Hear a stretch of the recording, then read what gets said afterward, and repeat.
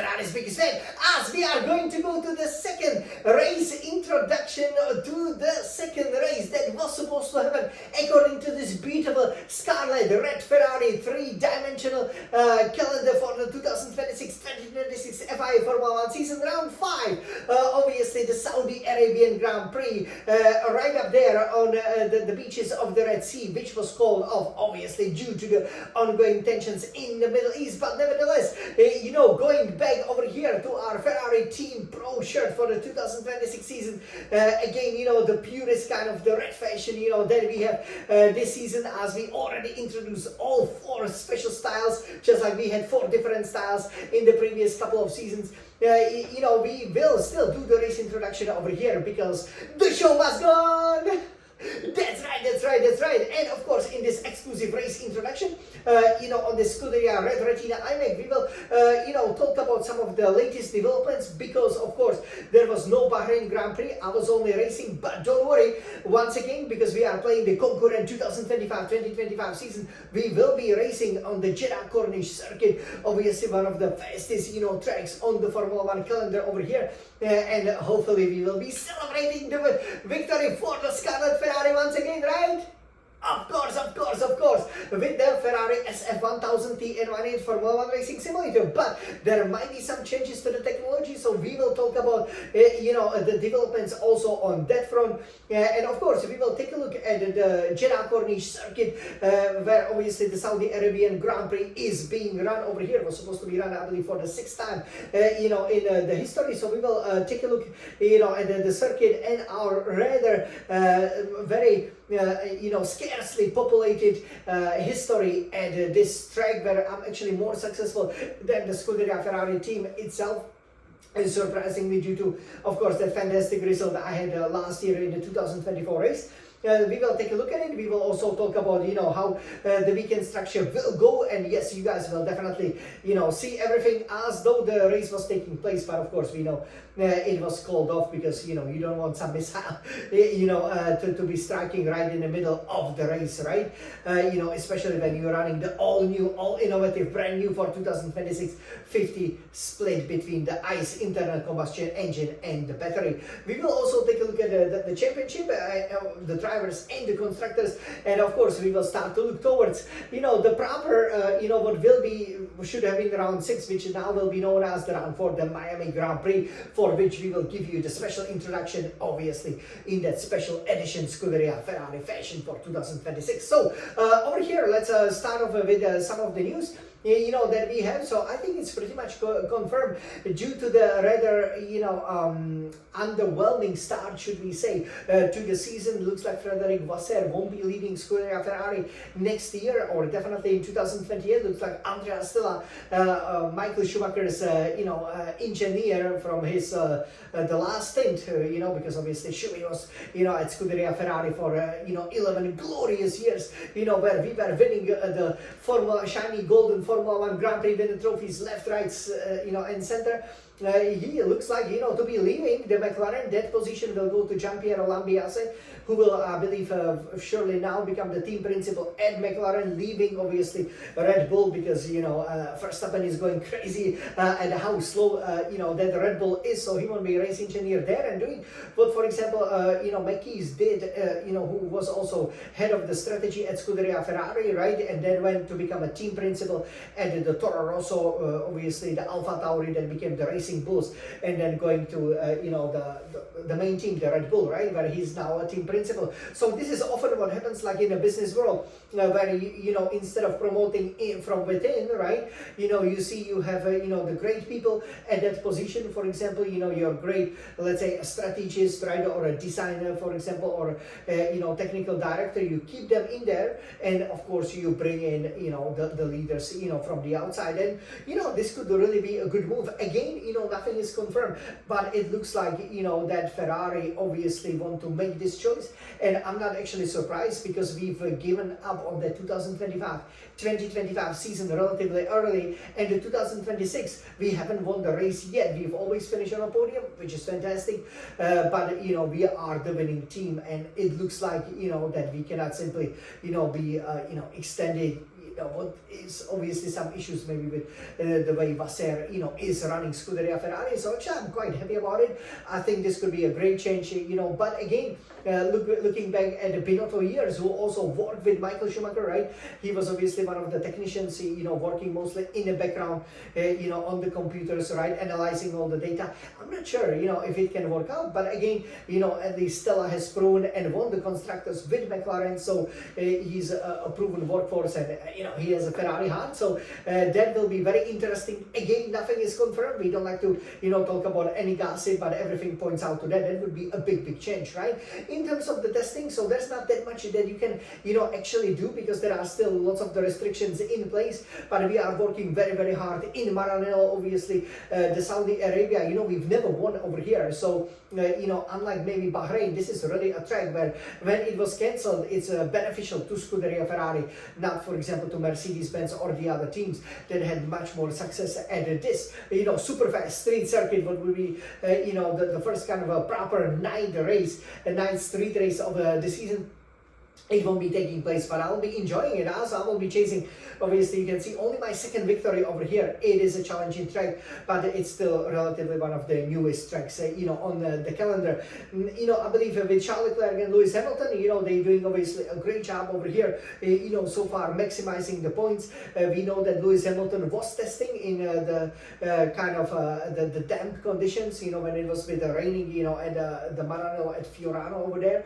So we will see, how much performance we can unlock, because we will be bringing in a big upgrade, especially for the Miami Grand Prix, and it will be important, especially for Vasser, if he want to keep his job or stay at Ferrari. But overall, really, if he want to be challenging for the title, there are basically two main points that will be critical relatively early in the season, so a lot can change. But if we can develop the car to the point that we can, we don't need to hope that we are 1 and 2. Not every Grand Prix, not every Grand Prix circuit has that long straight at the beginning. So, if we cannot outqualify Mercedes-Benz, it's not a big issue, right?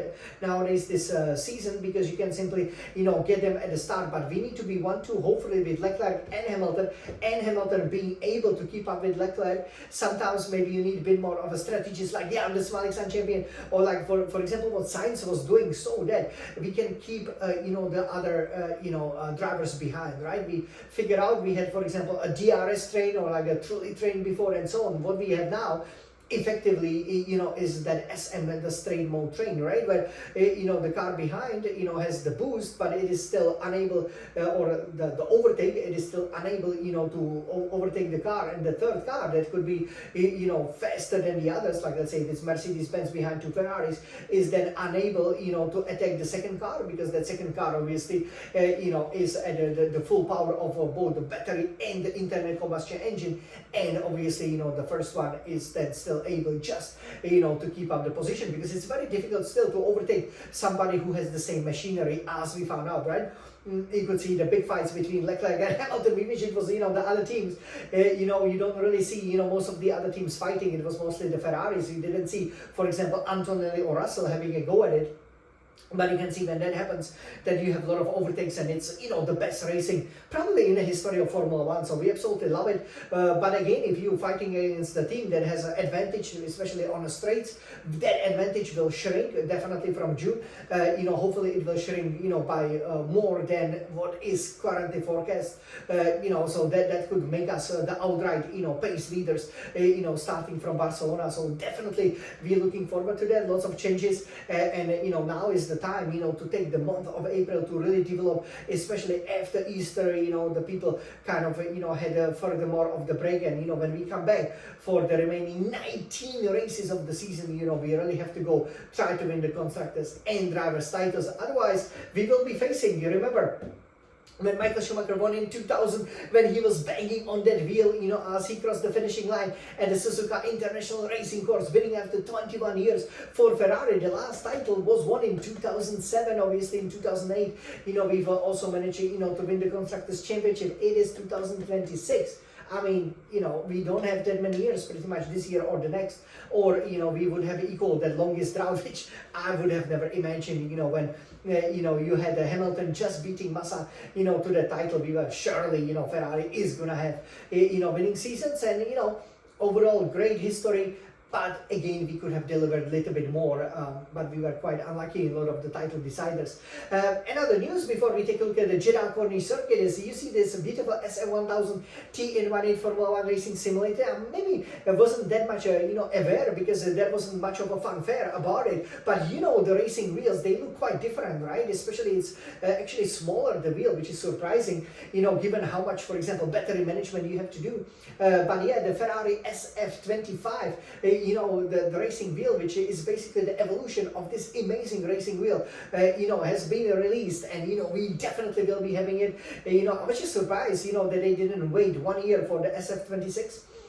Because of course, you know, that's what the Formula 1 cars, you know, will be kind of, you know, using for the racing. So yeah, it's kind of having the wheel, even this one, for example, it's kind of at almost the last year of the regulations, right? So there will be quite a big changes, right, to the wheel. The SF25 wheel looks quite different to the SF26, but nevertheless, it's you know, a really beautiful piece by Trustmasters. You know, also you will get, for example, you know, the pedals, you know, they will be built in, so you don't need to, you know, have a lot of the add-ons. And I really applaud Trustmasters for this, or even having the quick release, you know, which is in the bag, because, you know, a lot of the times it is very common nowadays, like when we are recording, for example, this video, right? You know, that you have the iCloud, that you can store everything there, but you always have to pay for any extra service. And the fact that they pretty much maxed out that new SF25 wheel and will provide it, you know, at the same price, you know, pretty much $400 is what it costs over here. The whole bundle is about $1,000 US, you know, more or less, with the delivery, depending where you are. You know, that's fantastic. Great job by Trustmasters. And, you know, we really love this partnership with a French company over here, because they produce, you know, a beautiful product, and they don't overprice it, and, you know, it's very, very durable. I actually have two wheels, the SF1000s, and you can see I don't even need to use this one because the other one is working so well. But yeah, definitely when I get my hands on the SF25, yeah, you know, I will be using it, as we are obviously going to go to the new 50-50, you know, combustion and the electric Formula 1 racing. Yes, so we told you everything about the news, so let's take a look at now at the Jeddah Corniche Circuit, the home of the Saudi Arabian Grand Prix. So here it is, you guys. So you can see, okay, I hope you guys can see it just fine. So Saudi Arabia, you can see the flag and everything, you know, again, you know, a lot of controversy, obviously, this race, you know, being part now of the Formula 1 Championship. But, you know, this is how the circuit looks like. From the purely racing standpoint, it is a fantastic track to drive. You know, even though I really found it difficult in 2023, in 2024, I think I nailed the setup, and you will see this year how I will, you know, try to win here for the second time. So we will, of course, you know, in this lovely Ferrari Team Pro Polo fashion, do the hot lap. So we will introduce it to you in our simulator from the play seat. But yeah, you heading down the main straight, you know, that's where we will be obviously using the active aero a lot, but that's where you might be running out of the battery due to the fact that there are a lot of very long straights, you know, preceding over here this particular straight. And then over here, it is very important, you know, to hit the both curbs, stay very close here to the exit, and then once you tackle over here what is effectively turn 4, you know, you gotta make sure you always, you know, really tackle the walls, right? That you are not afraid, because you can lose so much time if you are not close to the walls, if you are not on the real racing line. And then here, you know, it is very important, you know, once you manage the turn 4-5, you know, that you are pretty much on the power, and then, you know, you just turn the wheel in kind of one synchronized, you know, it's like symphonic, beautiful motion, you know, going through some of these super fast turns. You know, yes, as you can see over here, yeah, it's several turns, but a lot of the times just one line. This particular corner over here, when you get to the 9 and 10, it is very important to, you know, go very close to the wall, you know, and hard over the curb, you know, to make sure that, you know, this is where I'm, for example, dominant, you know, at this part of the circuit. But it is also very easy to bottom out and, you know, have a serious spin, even a crash, right? Mick Schumacher, obviously very sad that he's not racing in Formula 1. The son of our childhood hero, Michael Schumacher, could tell you about that. Here, this is one of my favorite parts of the circuit, that unlucky or lucky turn 13, because that happen, you can really attack, you know. It will be interesting how obviously the F1 26 cars will be able, you know, to handle it. We won't know until 2027 now. And yes, you know, over here, you know, you will then, you know, pretty much accelerate over here, you know, and it looks like, you know, these are a few turns, but actually it's just a straight line. So it looks like there are 27 turns, but there are significantly less, I would say. But, you know, this corner, the number 16, is very, very important, because you actually want to approach it quite slow and then be very early on the exit, because then it's all full throttle, right? So again, you know, the battery over here, I'm pretty sure once they get, you know, to the mask, you know, which would be pretty much, you know, this section over here around turn 23, you know, they will be struggling, you know, to have enough of a battery. But there you really have to, you know, comment with the car, you know, go from 8th to 6th gear, you know, and make sure it sticks, if not 5th gear. Again, the walls are there, it leaves no margin for error. This is where I crashed out in 2023, and then you know, once you are able to go very, very early on the throttle, it then leads you up to pretty much the final turn, you know, which is a very tight, it, you know, closes out, you know, especially, you know, at the apex. You can see Verstappen, for example, crashed there when he was, you know, trying, you know, to prevent Lewis Hamilton from winning the 8th Formula 1 World Championship. But yeah, you know, once, you know, you get through the correct line, and you are able to deploy the power very quickly, it's a really, really satisfying lap. The best time of 1 minute 30.724, you know, by Lewis Hamilton. You know, this could be his track. You know, he obviously was very, very successful here in Saudi Arabia. Just 50 laps, so actually the race would go quite quickly. But again, you know, we won't be racing here at the coastline of the Red Sea because of the ongoing tensions. And maybe it is good for us, because look at our statistics. We've never won over here. We haven't been on a pole position, so that will be all maiden pole, maiden win. We did set 2 fastest laps and said we're 4 times on a podium, but we kind of you know, expect to finish on a podium nowadays, right? So yeah, over here it's a bit disappointing that we were not able in a ground effect era to win at this circuit. And yeah, hopefully that will change obviously now as we are racing with the more electrical power. So over here, that would be the Jeddah Corniche Circuit, you know, that you've seen. And here is how the standings looks like. So you know, it will stay the same, but obviously for me and my championship, you know, we try to extend the lead. So congratulations to Andrea Kimi Antonelli, leading with 72 points and having a nice lead over George Russell, who has 63 points. Charles Leclerc is then on 49 points. For us, Scuderia Ferrari. Fourth, Lewis Hamilton, Scuderia Ferrari, 41 points. Fifth, Lando Norris, the reigning world champion for McLaren, 25 points. Sixth, Oscar Piastri, McLaren, 21 points. 7, Oliver Behrman, really putting his stake right for that Ferrari seat. You know, he has now fully recovered, so he will be ready to continue impressing. He is 7th with 17 points. 8, Pierre Gasly, Alpine, 15 points. 9, Max Verstappen, so great to see Red Bull racing so lowly with only 12 points. 10, Liam Lawson, Racing Bulls, 10 points. 11 is then Arvid Lindbergh, the only rookie, so Rookie of the Year will be him, right? The Racing Bulls, 4 points. 12 is then Isaac Hadjar, Racing Bulls. Doesn't do him justice, the current standing, I believe, with 4 points being 12 over there. 13, Gabriel Bortoldo, Audi, 2 points. And 14, Carlos Sainz, former Ferrari driver for Williams, 2 points. 15, Esteban Ocon has 1 point. We expect, you know, Ocon to make the inroads and you know, be much higher. Otherwise, that's pretty much his time in F1 done. 16, Franco Colapinto, Alpine, he should do the same. Only 1 point. Otherwise, will he continue in F1? And let's see who will get the points. Well, in Saudi Arabia, they would have had a chance, but we are not racing. So 17, Nico Hülkenberg, Audi, 0 points. 18, Alexander Albon. That's a surprise for Williams, 0 points. He started so strongly last year, and this year is complete opposite. 19 is then Valtteri Bottas, Cadillac, 0 points. 20th, Sergio Perez, Cadillac, 0 points. 21st, Lance Stroll, Aston Martin, 0 points. 22nd, 21st, excuse me, Fernando Alonso, Aston Martin, 0 points. 22nd must be Lance Stroll for Aston Martin with 0 points there. So yeah, this is how the Drivers' Championship looks like. Here is the Constructors' Championship for the 2026-2026 season. So Mercedes-Benz leading the way with 135 points. We are obviously on 90 points over there, you know, keeping up pretty well. Third is then McLaren, reigning Constructors champions with 46 points. Fifth, fourth Haas, excuse me, with 18 points. Fifth Alpine, 16 points. Sixth Red Bull, 16 points. 17 Racing Bull, 7th Racing Bulls, 14 points. 8 Audi, 2 points. 9 Williams, 2 points. 10 Cadillac, 0 points. 11 Aston Martin, 0 points.